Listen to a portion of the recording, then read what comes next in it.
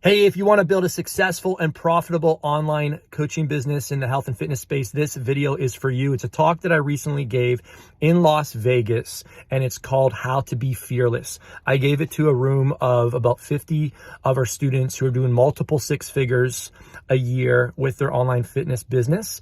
And I found a lot of guys get stuck at the 20, 30K a month level, and it's primarily mindset. So I dig into some of the growing pains that I've experienced over the years, a lot of hardships, lessons that have come from therapy, and really deep diving on my story. And I believe this is going to serve you immensely. I had a lot of people come up to me after the talk and they said, Vince, this is why I'm in your mastermind. I get pretty vulnerable. If you listen until the end, I share a story about a little blow up with my wife and I that resulted in a lesson that I think is going to really help give you a stronger foundation to grow your business from. So also try and note that the 8 points all make up the acronym FEARLESS. You'll see what I mean as I go. I don't know if I specified that in the talk and if everybody caught that, but I'm specifying it now. So enjoy the talk. Let me know what you think. Share it with anybody you think would find this information and experience and lessons valuable. And I really appreciate you, and we'll see you soon. Enjoy. What I've learned is that you need to build your business, build your family the same way that you build your business. My dad used to always say, Vince, if you put 10% of what you put into your family, that you put into your business, you'd have a thriving family. Anyone relate? Yeah? If we just put even just 1 extra percent. So why is the family first foundation so crucial to building a 6-figure, multiple 7-figure, 8-figure business? Why? I think what happens with us as an entrepreneur is that there's many times that we feel lonely and that we are the only person that cares about our business, and that we're all the weight of the world rests on our shoulders. And one of the things for entrepreneurs is to see that the time and the effort you're putting into your relationships is going to have a payoff. Does anybody feel that way? Right? Sometimes you're wondering, like, I'm putting all this time, but how is this going to translate into growing my business? Right? And I see a lot of guys, they scale quickly. You know, they build these massive organizations, these big teams. They sell, but then they kick their family to the curb in the entire process. And at the end of the day, you have to wonder, did they actually make any progress? It's called the paradox of progress. Have you guys heard that concept? You're progressing in one area of your life, but you're actually going backwards in the areas that mean the most. So are you really progressing? It's called the paradox of progress. The business is crushing it, but family is going down the drain. And what happens is, if you're continuing to grow your business, and you're not putting any deposits into the family, then there's nothing to withdraw when you need the most support. Does that make sense? We need to be making deposits into the family when the family's young. And what happens with us is that we crave dopamine. We crave gratification. You guys relate to that, right? We love the recognition we get with the business. We love the fame that comes with what we do. We love the applause we get from our peers, right? It feels good. And oftentimes, being famous at home doesn't have that type of payoff.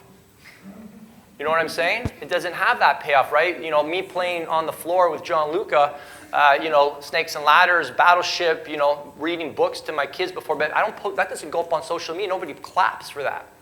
But that's the stuff that's the most important. So my advice is here is that when you invest into your family, you're building a support system that will allow you to scale in the future. All right, when you're building your family first, you're going to be able to have more creative energy. You're going to be able to have more focus. You're going to be able to have more ambition, because you know that if something doesn't go well, then what's the worst thing that can happen? You still have your family intact. Does that make sense? I think a lot of us were trying to build these businesses without any foundation, right? Last week I was in Nashville with Flavia for 5 days, right? And we're away from the kids for 5 full days. That's a long trip to be away from the kids. And then I'm home for 2-3 days, and then I'm back on a plane, leaving her with the kids for another couple days. We had an argument while we were there. You think it was important for us to resolve that argument before I flew off to Nashville to speak to almost 200 people this weekend? And if I don't have that stability in my personal life, do you think I could come here and speak authentically to you guys? I wouldn't want to come in this room. I'd feel like an imposter. So oftentimes we self-sabotage in our business because what we're exporting on our social media isn't even working inside the home. Now, thankfully, I swallowed my pride. We had a talk and we resolved our issues, and that's going to come in another point in a bit, issues that we've had for a long time, which is like, hey, why are we still dealing with this stuff, right? And we had to fix our stuff so that I could have connection with her while I'm gone, and she would actually ask me, hey, how's the event going? How are you feeling today? Are you ready? Anything I can pray for you for, right? And knowing that I've got support back home allows me to do what I do best. And this is what, how does this make you fearless, right? Well, this makes you fearless because you know that you've invested into a strong foundation, right? And a lot of us, we can't scale our business because we know we have no stability.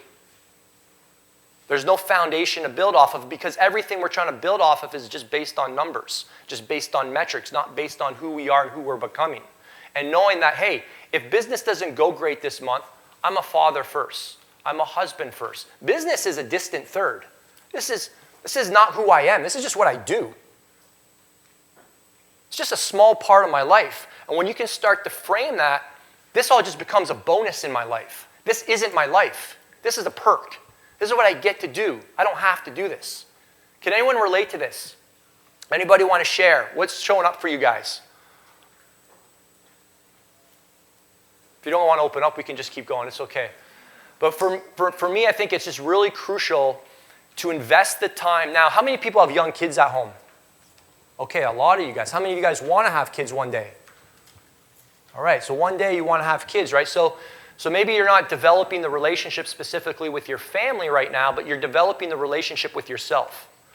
You're developing the relationship with family members so that you have their support. So as you start to grow, you still have people that want to see you successful, which is really, really crucial because you didn't kick them to the curb in the name of impact, in the name of growth, in the name of helping people, right? You helped everybody but the most important people. And that will cause you to self-sabotage. All right. Number 2, experience progress backwards. How many of you guys have read The Gap in the Gain by Dan Sullivan? Good book. And one of the things that my behavioral change coach, can't call her a therapist, Annie's helped me with is something that I've really struggled with, which was comparison, right? And always looking at, because I've been in this since 2006, so I've seen countless guys like really go to the next level. I've also seen a lot of guys self-destruct. So in that process, you can easily get caught up in what everybody's doing. And you can easily get caught up in what's possible for everybody else, and you forget what's possible for you. And how do you stay in touch with what's possible for you? You always measure backwards. And you always measure your experiences from looking backwards. All right, so what we've done is we created something called a reality doc. I've talked about this. Has anybody actually done it? Created a reality doc? Okay, well, this is going to be really helpful. So a reality doc is where you document all of the things that you're proud of. And you can do it in different categories. Your family. I got 3 kids now.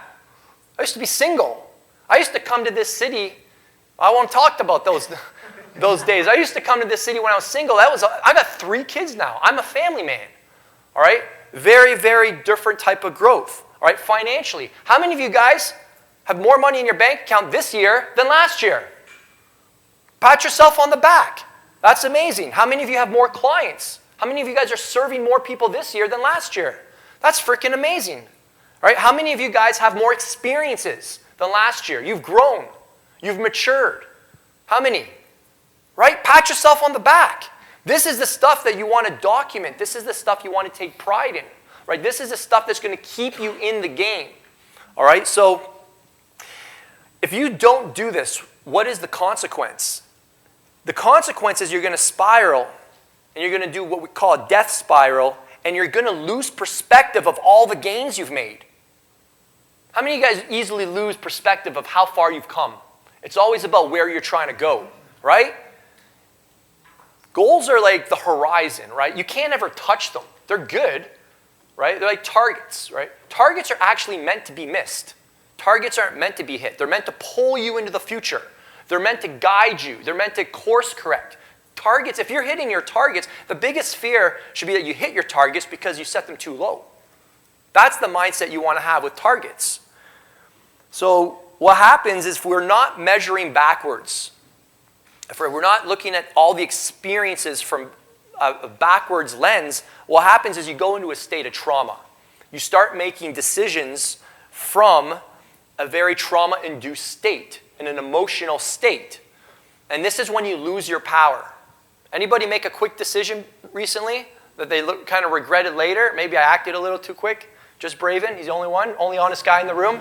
Okay, all right, a few more honest people. All right, so what's the solution here to not living in the state of the gap? Always thinking about, oh, we hit 20K, but we should be here, but we should be there. Yeah, but, this, we had a promotion. You're always writing off your progress as if it doesn't mean anything. Why do you do that? Why do we do that?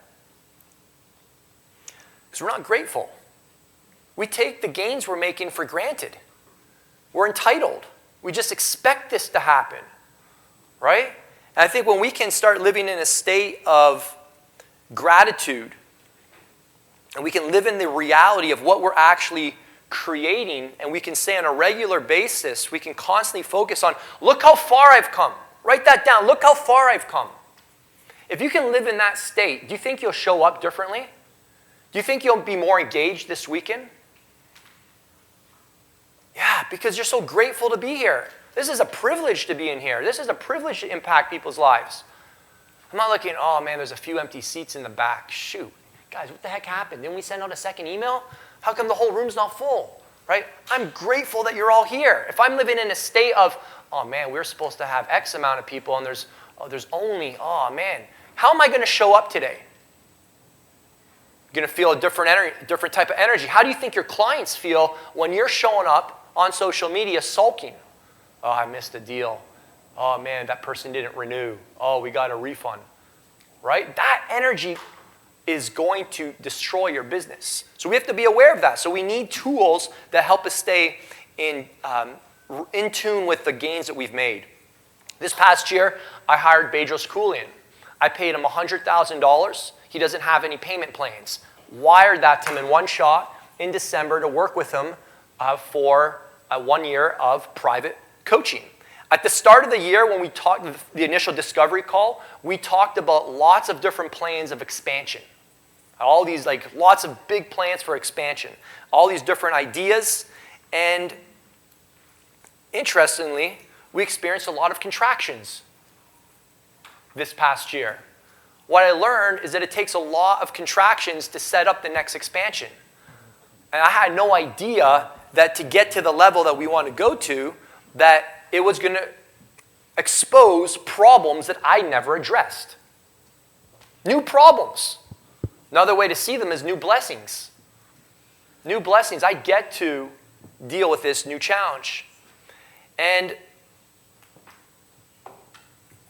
if you can come into this business without any expectations of the way things will go, you won't limit your ability to grow. Because you don't know how things are supposed to go, right? You don't know how the fight's going to go, right? You just have to continue to stay in the fight, right? A lot of us think that we have to win every fight. You don't. You're probably going to lose quite a few.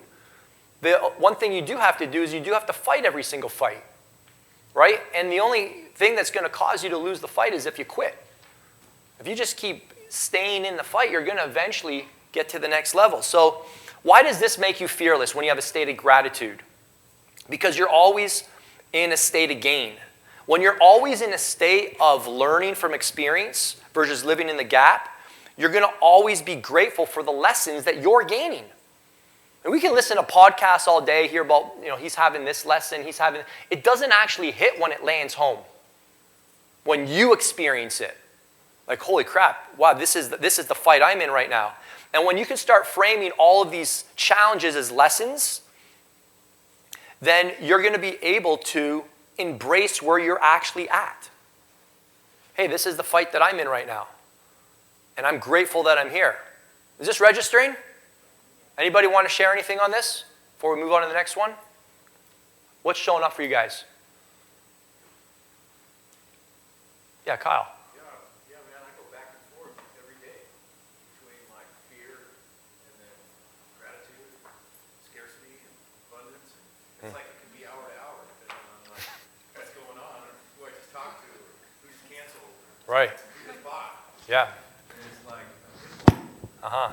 We were talking about this in the gym and we post content, and you post a piece of content and you check it after 5 minutes and there's no views. Anybody do that? Or is it just me? And what do? And then you know it's a good piece of content.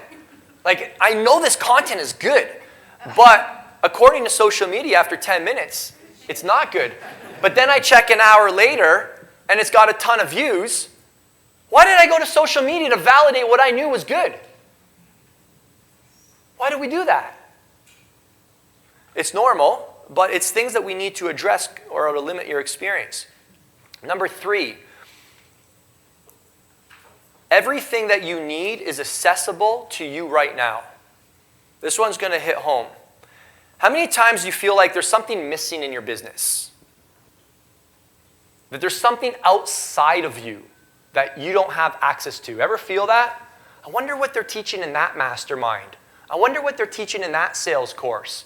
I wonder what would happen if I joined this person's group. Anybody ever get those thoughts? You're always wondering, I must be missing something. I wonder, am I in the right room? Maybe I should have gone to that different event. Where does that come from? We ask these questions of, there's something wrong with me. And the solution is that everything that you need is inside of you right now. Everything that you need in order to be successful is inside of you right now. Now, sometimes we do need a mentor. Sometimes we need a coach. Sometimes we need an environment like this to unlock it. I remember when I was deadlifting with Stan Efforting. He was in Toronto at the Swiss Symposium, and I was on my powerlifting program, and I was supposed to do like 450 that day, and he said, put 485 on. And I said, I can't do 485. Like, that's not what the program's calling for today. And then, Stan is like, show me your football stance. I'm like, football stance? I'm a distance runner. He's like, get on your football stance. I'm like, this? He's like, what? And then he started pushing my shoulder, and I'm like, whoa, geez. I'm like, hang on, do that again. Now I got it. So he's like, okay, brace your core. Activate your lats. Get down. All right, lift it. And I pulled 485 just like that. It was inside of me. But I needed him to unlock that. So oftentimes, what we just need is to be in an environment that unlocks what is already inside of you. I'll tell you another story. You all know I did 75 hard at the start of the year. Started with 7 guys, finished with 5.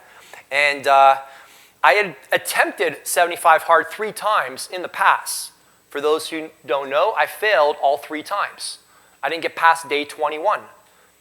On one of the attempts, I caved on day 2 because of Ruffles salt and vinegar chips. I didn't even post it on social media. I was so embarrassed. Like, it wasn't even, I'm going to make a story out of this. I'm like, nobody's going to find out about this. I was so ashamed. I'm like, I can't even resist a bag of chips? And I'm supposed to be leading the fitness industry? I felt like, what a fraud. Right? Those were the feelings I had.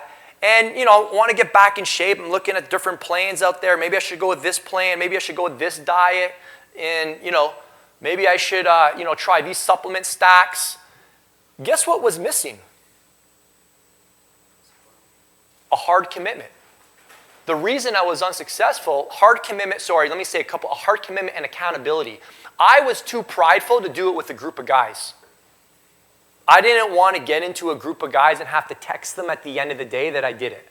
To me, that was like, I've been doing this for 15 years. I've competed over 16 times. I'm not freaking getting in a group to tell guys how I did at the end of the day. That's stupid. I'm better than that. I had to swallow my pride and say, holy crap, I failed 3 times. I'm going to have this gut for another 3 years, which I developed after 3 years of self-negotiating with myself and feeling sorry for myself. I got 3 kids. My wife's expectations are too high. I have a big coaching I can't handle. I deserve this. And I made excuses. And all I needed was to stop making excuses and commit to 75 days. And there's nothing magical about Annie Frisella's 75 hard. It's just rooted in non-negotiables. And I actually made the non-negotiables non-negotiables. Everything I needed to lose, I went from 227 to 205 in 75 days in the middle of winter. Thank you very much. Minus 30-degree weather. Half the time we were out doing the second workout, it was icy, it was freezing. And that is when I discovered it's all inside of me. I got it all. And you guys have everything you need inside of you. There's nothing missing. The tools are there. We just need to unlock them. Now, why does this make you fearless? Because you see that everything is within your power. Everything is within your power. You are the problem, but you're also the solution. Do you guys believe that? Right? Leadership is always the problem. Leadership is always the solution. Hardest person to lead is yourself. Does that make sense? Any comments? Anybody want to share before we move on?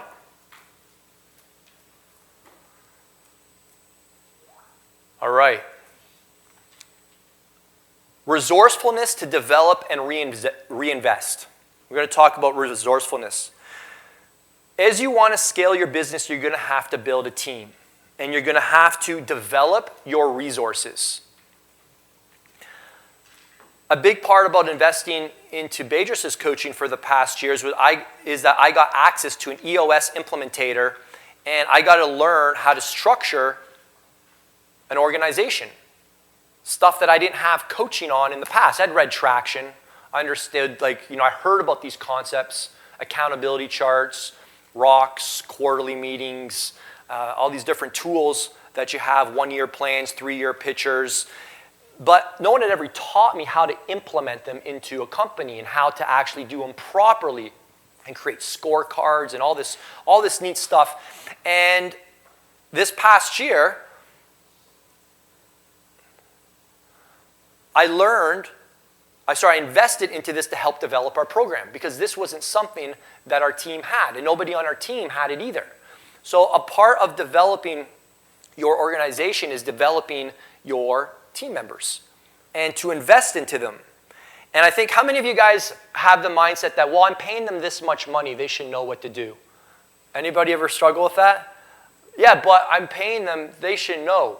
Yeah, this was me for a long time. You hire somebody, you make the quick hire, and then they let you down, and then what happens? You contract, you say, I knew it, this doesn't work, I'm just going to do it myself, nobody cares about my business, this all rests on my shoulders, I have to make it. If anyone wants to do it, I have to do it myself, right? And what I've learned is that in order to get a higher level of performance from somebody, you have to coach them up in a customized way. Each person is different. Each person has different motivations. And if you're not developing them properly, what happens is you're going to eventually disconnect and you're going to start getting frustrated and you're going to start getting angry and you're going to start to express negative emotions to your team. So now, not only do you have these problems that you need to solve as a team, but now they don't know how to deal with your negative energy. I'm talking about myself, by the way. Anybody feel that? Is that showing up for anybody? A little bit? Right? So gotcha. Okay, so this is going to show up for you guys. As your business continues to grow, you're going to start to hire VAs. You're going to hire setters. You're going to hire a closer. You're going to hire coaches. You're going to hire admin people. You're going to hire tech people. And what you have to understand is that you will not deal with any different types of problems with one person that you won't deal with another person. Because you're dealing with human beings. So, should I go with the setters from so-and-so's agency or should I go with the setters from so-and-so's agency? It doesn't freaking matter. Should I hire a closer from his organization or his organization? Who are better? You're going to have the same problems with both organizations. You might as well just pick one and then put the time in to invest in them and coach them up and build a system and get feedback, right? Create an SOP, get clear roles and responsibilities, set standards of performance, create a compensation scale. Sit down and ask them what motivates you. I was at the Traffic and Funnels Mastermind this past weekend in Franklin, and they had their top sales guy, and they have a floor of 20 to 30 sales reps. And I was getting some lunchtime with him, and I was also talking to their sales operator who hires all of their sales reps, and I was asking him, what do you guys do differently? And in the interview process, she shared something really interesting that is carried into the sales floor. So the sales goals, the sales manager knows how to motivate the clients. And the very first question they ask is, how much money do you want to make? So 3 questions if you're hiring sales reps. You want to write these down. Number 1, how much money do you want to make? In 12 months from now, how much money do you want to make? I want to make $20,000 a month. Is that possible with your organization? Unfortunately, you got guys like Dan Locke who've promoted the high-ticket revenue stream as opportunity to make $20,000 a month while working 3 hours a week and the rest of the time lying on the beach. We all know that's not a reality. But people do think that's a reality, so you're going to attract those kind of people who want to come work for you. So we have to figure out if they want to make $20K a month, do they know what's actually involved? What are their KPIs in order to hit that? All right, so number 1, what do they want to make in 12 months from now? Number 2, here's the money question. Why do they want it? What's their motivator? What will that remove from their life? What will that give them? Would that be important to know? All right? And then finally, how are you going to reward yourself when you hit that goal? So a big part about developing a team is understanding what drives your team members. They don't care if you hit 100 members, 200 members. They don't care how much money your organization is making. They want to know if, hey, am I in a safe environment where I can grow, where I can achieve my goals, where I feel recognized, where I can advance. And if you create that environment, then you're going to have a very stable foundation to grow from. Now, how can this make you fearless? Because your competition isn't doing this. Your competition is bouncing from person to person to person after 2 months, after 3 months, the way single guys date in their 20s. Oh, she didn't work out, she didn't work out, she didn't work out. In their 40s, they're still saying the same thing. They've gone out with 20 different girls, they're all the same girl. What's the common denominator? You. You've been the problem the whole time. It's the same in business, right? So we have to understand that if we're churning people through our organization, it's because we're not developing them. And that's not a stable place. And that's when we sometimes operate from scarcity and from fear because we don't believe that we can take this to the next level. And something that's taken a long time for me to figure out is it takes a long time to develop people. And guess what? You can only develop people to the level that you've developed yourself. How can I tell my team to hold their commitments when I don't hold my commitments? How can I tell my team to show up on time if I don't show up on time, right? So it always starts with us. And this comes right down into your own personal fitness, your own personal nutrition, your own personal daily disciplines. If I'm not developing, I can't, if I'm not learning new sales stuff, how am I going to coach my sales manager up? Just because I gave him the title, he should know all this? I have to constantly be putting out effort to learn and get in environments where I can get equipped so I can equip them. And that's the value of you guys coming to these events and equipping yourself so you can bring back more and your team gets fed. If you're dehydrated, you can't quench anybody else's thirst because you're just trying to quench your own thirst. Does that make sense? You guys see how this can make you fearless? Awesome. All right. The next one. Lead like others cannot.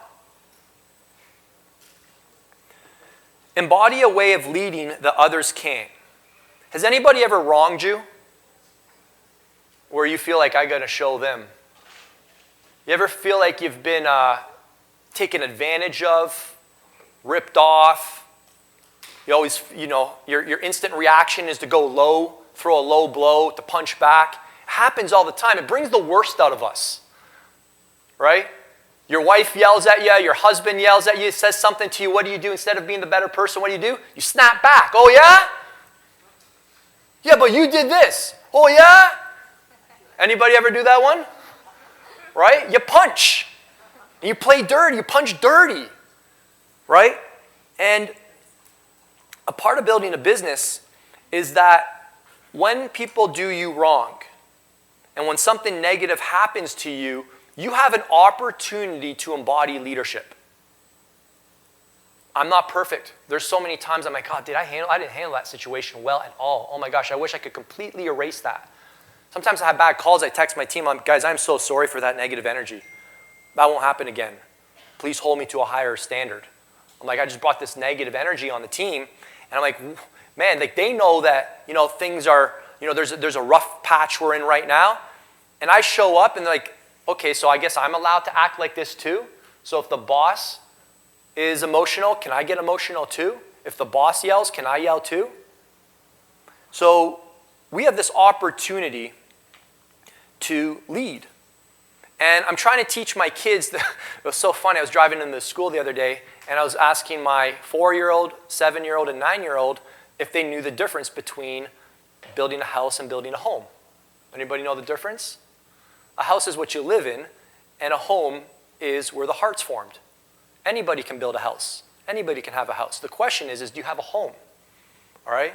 And I was trying to, ask the kids, so what does it take to build a house?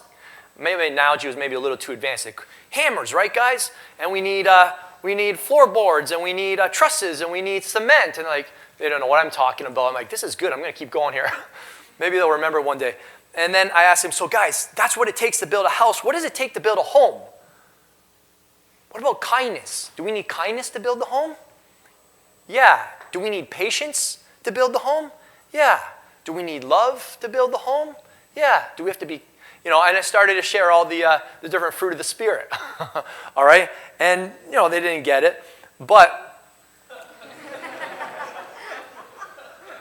I'm trying to teach them what it takes to build a home. And anybody who's married, I'm sure you've maybe had an eruption. I know maybe it's just me, but my wife and I, no, never, right? Yeah, I know. Never, ever. Me and my wife sometimes yell and scream. And sometimes we do it in front of the kids. And it's bad. I would not put that on social media. I don't care how many views that gave me. I don't care what that could do for That's not going on social. Nobody has seen that. That is like the lowest of the low. And here we are yelling at each other. And then the next moment, the kids are hitting. And I'm trying to tell the kids, guys, what are you doing? You can't yell at each other. Be nice to each other. I'm like, holy jeez, well, where do they learn that from? But how do I deal with that? That is the opportunity that I can have the greatest impression. Or, hey, I am so sorry. I screwed up again. I'm sorry. I screwed up. Will you forgive me? By the way, you should write those 3 words down. Fellas, specifically. Those are the 3 magic words. I'm sorry. I screwed up. Will you forgive me? All right? Again. All right? And as leaders, we have this opportunity to embody excellence to our team and show them how to behave. But the standard starts with us. So what does this have to do with being fearless? What does this have to do with being fearless? It's because this is going to help you own your vulnerability. Because it is not easy to say, I screwed up again. Or, guys, I'm really struggling here. I'm supposed to be the leader of this organization, and I'm the most unstable one here. That requires a lot of vulnerability, but what that also does is it creates a lot of connection. It creates a lot of trust. It's authentic. Do you think your team members want you guys to be fake? Now, we do need to be strong. We need to have a plan. But at the same time, to pretend that, things don't bother you, people are like, is this guy for real? This guy seems like, there's something going on that I don't trust. Have you ever met that person? This guy's too good to be true. Come on, this guy's perfect? Come on, right? You don't trust them so you don't develop that connection.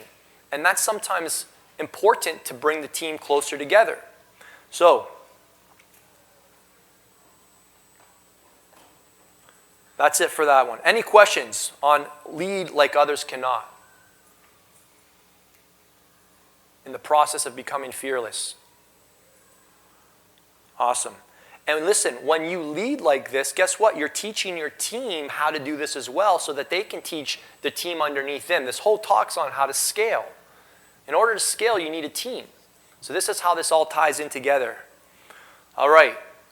E, excited about mistakes, disappointments, and failures. How many of you guys can't wait to get another disappointment? Right? We like try to wake up. Sometimes like you're afraid to check your email. Anybody got one of those places on social media you're afraid to check? You might get a cancellation or a refund or you get a complaint. Anybody have those spots you get anxiety if you go check that one spot? No? Yeah? Okay, thank you guys. You guys make me feel insecure up here. All right. So again, this is a lot easier said than done, but in order to become fearless, you have to get excited about mistakes, disappointments, and failures. Right? How many times do you guys feel like you're having a bad day? Just me, again? Bad week? Anybody ever have a bad week? Anybody have a bad couple months? And guess what? You might have a bad couple years before you get the train back on the tracks. But guess what? This doesn't mean that you have a bad business. This doesn't mean that you have a bad life. And what we have to understand is that it's okay if doors close because oftentimes it's a setup for a new door opening. And we have to be courageous enough to figure out, do I want to go through that new door? Because it's going to be painful. And I think a big part of when I look at very successful people and the more progress I see in my life is when I can get better at the concept of reframing. When I'm able to reframe mistakes as, hey, this is going to be a great message one day.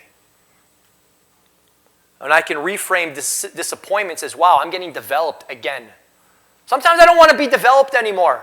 I don't want any more lessons. I just want the wins. But guess what? You haven't earned them. That's hard to swallow. Anybody ever feel like that? I've been doing this for so long. I should just be there by now.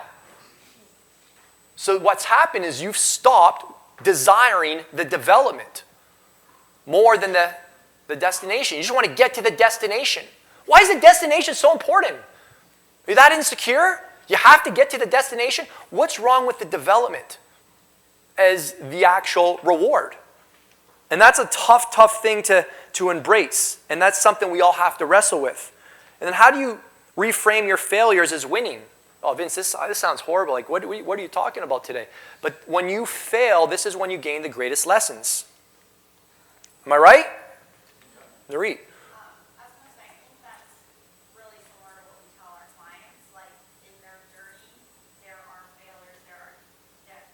There's no, like, ending. Like, with this, I feel like there is no end to this. Mm-hmm. And I really enjoy it. And you kind of have to be successful. I think. Like, I don't think there's ever, to me, any point where it's, I'm going to be like, oh, everything, you know, like, you're never kind of there. I don't think. For me, like, I'm always going to keep trying and working more. And I think that's kind of with clients too. There's no end point to being fit, right? Mm-hmm. It's huge, right? If you can embrace that in fitness, then why can't we embrace that in the business? And I think that your experience as well with competing, I think that competing for me was the biggest personal development that I have ever had. Oh, Mike, let's get the mic going. Shoot. This is why we bought this cool thing here. So when there's questions, there you go. Look, you get to talk into this thing. Well, there you go. That's called the catch box. 7-figure mastermind catch box. Forgot about that. So if someone wants to speak, you got to throw in the catch box. Oh, God. Okay. Hi. Good morning. So, yeah, with your experience with competing, and I think that for me personally, the biggest personal development that I've had, I think in my life, apart from having kids, obviously, but it was competing because, you know, you're doing the work and you don't know what the end result's going to be, but you keep on showing up and Right. you're almost there, and then it's completely out of your control. Like, completely out of your control. You show up, you do all the work, you do the very hard work, and then you're like second. Yeah. Second Wow. is the first loser. And then you go back to the drawing board, and then you keep on showing up, and you keep on showing up. I mean, working 3 jobs, 2 jobs, 5 jobs, and so I think that experience opened a lot of eyes, opened my eyes to the business as well, and looking at business as a bit of a roller coaster. I mean, you go up, you go down. If it's down, it's going to go up at some point. So Yeah, absolutely. Yeah, good lessons for us all to learn early on. So, anybody? all right. I want to throw this. So why? I got only about 10 minutes left here, so we're almost done. But why are we so afraid of being seen as a failure? Yesterday I was talking to my brother, and we've relaunched our Men of Bedrock coaching program, and this is the 2nd cohort. And when you launch something, you always have expectations, right? Anybody relate? Hey, if we do all this work, this is what the result should be. And if you don't get the result that you want, why are we so upset? I asked him, why are you so upset that it hasn't taken off as quickly as you thought this time? And the fear is that people don't like my work. People don't like me. Anybody feel that way? Yeah, so that's where we're most insecure. It's not that we don't launch it and it doesn't make money, it's that crap. I just spent all summer writing another 30,000-page journal and nobody wants it. Crap, I just spent 2 years writing another book and the only people that downloaded it are a few people in my community. Anybody ever feel that? Right? You're afraid of what's going to happen. Right? So what we have to understand is that everything you're doing is being done for personal growth. Right? And this stuff doesn't define you. Whether it gets, a New York Times bestseller or it just sells a couple hundred copies or doesn't sell any copies. Right? This is an opportunity for you to step into your higher self, into the next version of yourself. This is the opportunity for you to figure out 2.0, 3.0. Right? This is a chance for you to see what's really possible, what you're made of, and to impact more people. That's what this is all about. And it comes from flipping the script to not like, what can I get? What am I getting? It's how can I keep giving? And when you come into everything you're doing from just a spirit of giving, just a spirit of like, guys, I'm here to serve you guys the next couple days. I just want to help. I'm just here to see you guys succeed. When your success truly becomes my success, I hear a complaint, I'm like, whatever. I can deal with it because that's not my identity of trying to keep one person happy. It's showing up fully engaged, fully present. That's what gives me a sense of peace. That's how I sleep really well at night. Knowing that I'm being responsible for what I've been given. Right? It's his to give and mine to manage. He's not going to give me any more if I'm not managing the lot he's given me. Right? So we have great responsibility in order to receive more responsibility. Responsibility is earned. So why does this make you fearless, this whole idea of being excited about mistakes, disappointments, and failures? Well, it makes you fearless because you're going to embody a new identity of being a constant learner. Versus linking your identity to your mistakes. Your mistakes is not your value. It's not who you are. It's just what's happening in your life. Right? And I have to remind myself of who I am all the time. I'm a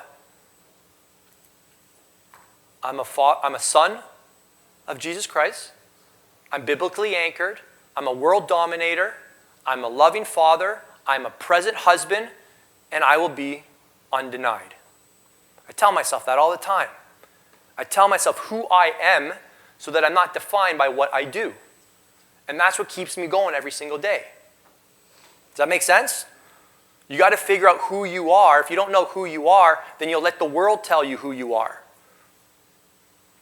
All right? And oftentimes the world standards aren't very high of who to become. All right. Last one here, guys. Actually, 2 more real quick ones. We need strength to own your journey and embrace where you're at. So why do we need to own our journey? because we need to own our current environment.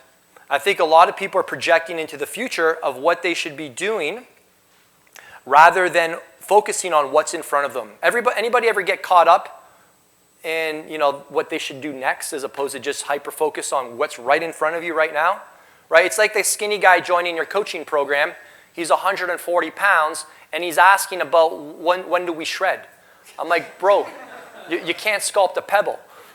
We got to spend the next 2 years bulking up before you even earn the right to ask about shredding, right? So we got people come into the coaching program and they're asking about when should I do, launch a low ticket? Hey, when should I do a challenge? Hey, dude, focus on freaking posting 1 time a day. Focus on booking 5 calls a day before you start asking about setters. Focus on closing 70% of the time before you start asking about what closer you should hire.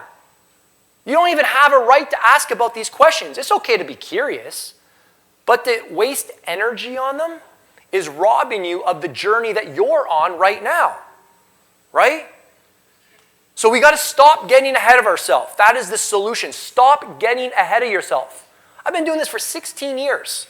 I started in 2006. My first year online, I made $10,000 in my very first year online. Second year, I made $100,000. Then it started to grow. But this is a long journey. And we need to start really embracing where we are. I won't get into the nitty gritty, but this past weekend, I was mentioning it earlier that my wife and I got into a big blowout. You're not going to hear these kind of stories in other masterminds, so I don't mean to make you feel uncomfortable if I do. But Vince is a sulker when he doesn't get his way. You guys all know what I'm talking about. So I thought we had a great day. I was looking to make it even greater at the end of the day, but that didn't happen. And that day, we went to see our builder, and we found out that they installed the wrong cupboards and that they still want to close on the same date, all right? And they're not planning on pulling out the kitchen that they put in wrong because we signed off on it. Even though we had all the verification in the email documentation, you signed off on this, maybe it was our mistake, and we're going to be moving into a house with an unfinished kitchen. All the ladies, what's the most important room in the house? The kitchen's got to be the best room in the house. You're not moving into a house if the kitchen is not done properly to your specs. All right? Well, this is a situation we're in, and guess what Vince does? Because I didn't get my way the night before, I didn't talk to my wife all day because I fight with silence and she fights with violence. Neither are healthy. And at the end of the day, I can't believe I'm going to tell you guys this, but we had a big blowout. And we were going to I booked this nice restaurant, and it's live music. I checked they had food that we could eat, nice ribeyes. We're driving there, out in the middle of Franklin, Tennessee, in the middle of the country, and it just turned into fireworks. Next thing you know, the car's on the side of the road. I'm getting out of my country boots. I hear the car take off, and I am in the middle of nowhere in Franklin, Tennessee, with a couple bars left on my phone. So, obviously, there's some other issues. We don't need to get into that. But what I'm saying is that, anyways, it took me 2.5 hours to walk home. I had chafing in my legs. I still got blisters here. The good thing is I got my steps in. I blew my steps away. I pulled over on the side of the road. Anyways, I'm like, I don't know if I should tell this story. The next morning, we went to First Watch for breakfast. And on the way home, I talked to my brother, Adrian. He's my best friend, accountability brother. He runs Men of Bedrock with me. And I told him, I sent a picture of him on the side of the road. He's like, where's that? Like, I have no idea. I'm trying to find my way home. We're supposed to be going to a nice restaurant, having a great time. And 11 years into our marriage, we're still dealing with this crap. So I said, dude, I need some help. Like, what do you do in these situations? And he coached me through this thing that we teach our Men of Bedrock. Is called if-then scenarios. By the way, men, this is where you start taking notes. So we created a document for when Flavia doesn't want to make the night greater, what she's supposed to say to me when I advance, and she says no, how does that play out? And we scripted the whole night out. So like she's like, I don't know, what do you want me to say? I'm like, just say something like this. I don't have to tell you anything more. But we came out with literally every little detail. With like, if she does this, then I do this. And then we went through the whole scenario. Even if Vince is in a sulky mood, what does she do? And what happened was like, I'm not doing that. We've been married for 12 years. You know, this is the way, we shouldn't be here. We shouldn't be discussing this. And I had to like really stand firm and say, babe, this is where we're at. This is the reality of our relationship right now. This is where we're at right now. This is what we're dealing with right now. This is what we're dealing with right now. I reach across the table, I grabbed her hand, we prayed together, we mapped out this whole thing, and we prayed for a great day, and I, just try to take leadership of this relationship. Because if I can't lead my wife, I can't lead anybody else. You know why? Because she knows me better than anybody else. And she has all of my dark secrets.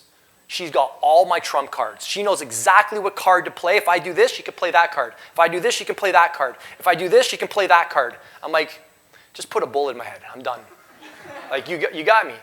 And I realize that this is what we have to work through right now. I can't compare myself to anybody else. If we can conquer this, we will be able to give our kids what we want, which is a marriage that they want. That's a great standard. Do you want your kids to have the same marriage that you have? Do you want your kids to have the same business that you have? Do you want your kids to have the same health that you have? You have to fight these battles yourself, or else you're not going to be able to lead anybody else to a better place. So all that to say is that we need strength to own our journey. And sometimes it is very humbling, and it requires so much humility, it's painful. Vince, you were talking about this at the Mastermind in Toronto 6 years ago. I know. I'll probably be talking about it in 5 years from now because we're trying to grow.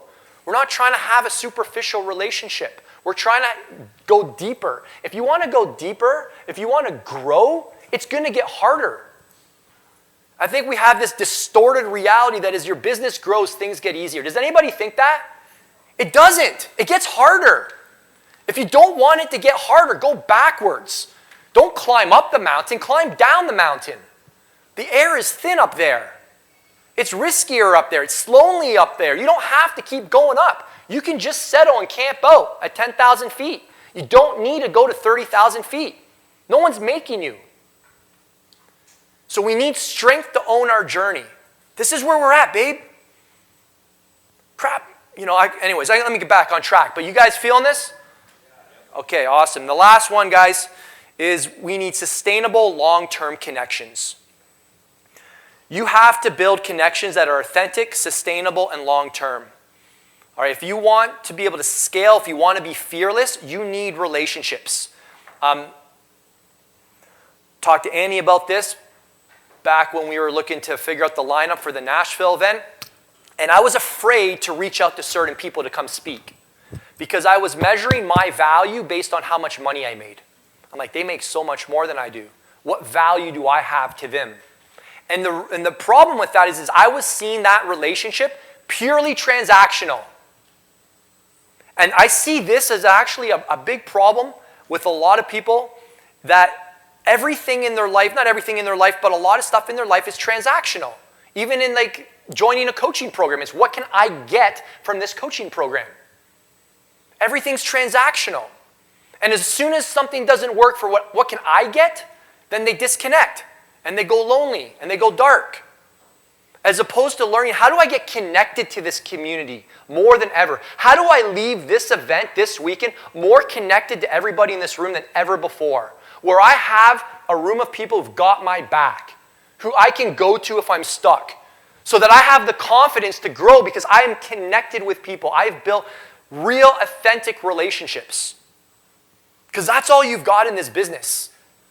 If you have true, genuine relationships with people, then you're going to be invincible. And what we need to do, like how do we get people on board? You find out what you both have in common. and you align on what you have in common, right?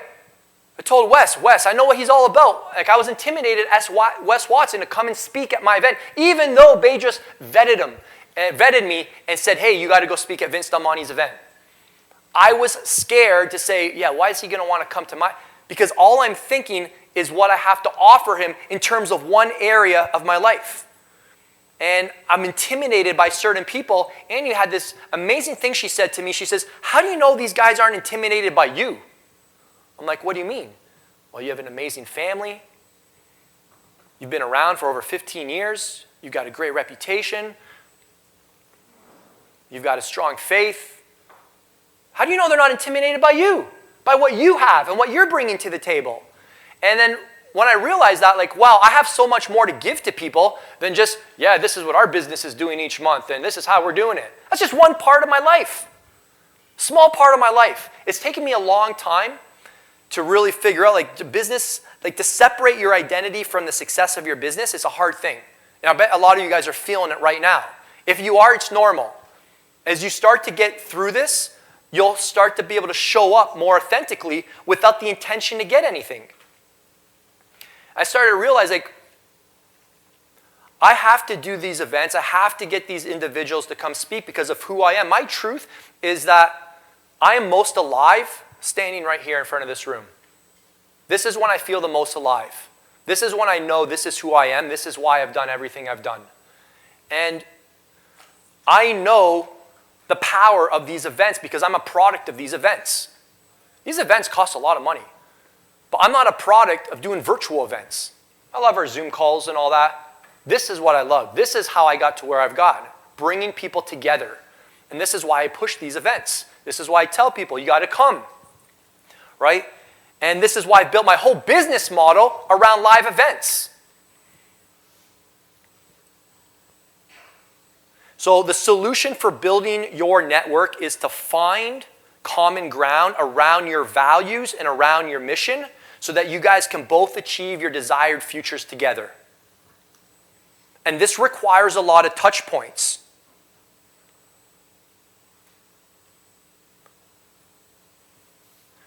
And why does this make you fearless? Because you're developing the skill of building relationships and developing touch points and connecting with people without any intention. Like, I am so grateful for our speaker lineup. You know, I've known Ryan for a long time, right? I think Ryan and I haven't actually talked in a while. Text him, yeah, I'll be there, right? We have a long-term relationship. Annie and Joe and Frank, like, people who are speaking at these events, it's all because of relationships. It's all because of touch points. And now, just to kind of tie this into maybe something a little more tactical for you guys is, you know, one of my things that I want to double down on is building my network. And one of the things Annie said, Vince, you need to spend more time with yourself because you get your best ideas when you're listening to yourself and not always asking other people for opinions. Anybody feel like they need to get their opinion vetted 20 different people before they actually take action? You know it's a freaking good idea though. Like, you don't need to ask me really. You just should just do it, right? How many of you guys have an idea you know you just need to do? You don't need to bring it up to the hot seat. You just need to do it. Well, I've got this idea called Vision Nights. And I'm starting them next month. And once a month, I'm going to bring 4 different people together for 3 hours. And I am going to give them the stage. And they're going to share how they've built their business and how they've built a life-changing business. And we're going to have different speakers from different walks of life. I got 4 already. They've all got massively successful online businesses, fitness businesses. You guys all know who they are. And they're all coming to speak for free. Why? Because I shared a vision with them that I want to raise $500,000 for charity water by the end of next year. Now, why that amount? Because when you hit that amount, they start to organize missions trips for you. And one of my visions, one of my goals is to organize a yearly missions trip for the 7-Figure Mastermind. And you guys might not know this, but 3% of your membership each month goes to charity water. That's $40. And that provides enough water for 14 people for a whole year. That gets taken out of my account on the first of each month, and every $10,000 that we raise provides us a well for that number of people. And my goal is to raise X amount of money, and I want this to become a purpose-driven coaching program. And I want to inspire you guys to do the same. How cool, how awesome would it be if 3% of all of your members' dues went to a cause? It doesn't have to be charity water. It could be, this is what I'm putting together if you want to align, and we are going to raise this money together. Guys, we're spoiled freaking rich. We have so much, it's not even funny. So this is my vision, and for these nights, I'm going to have the speakers come on, and they're going to teach, might have a little bonus hour where they can do some Q&A, and it's going to be free. And people can donate to Charity Water. And this is the way I'm going to build up my relationships. And guess what? Every single person, I'm in. Guess what they're going to do? They're going to go tell their audience, hey, I'm speaking at Vince's Vision Night. Also, why did I come up with a Vision Night? Because one of the biggest questions that we get, especially from a lot of people in this room who are, $20, $50, $100,000+ a month, you guys are doing very well. But does anybody feel like the runway, like you feel like you're kind of close to the end of the runway? It's like, what's next? What's next? Well, hey, listen, other people have big visions, and sometimes the best way to do it is just to hear what they are. Wow, look at all the possibilities out there. I never knew that was possible. So I'm going to ask these guys to speak about their vision as well to inspire you guys to continue to advance and to continue to reach and grow. And I'm really excited about it. First week of October. All right, thank you guys.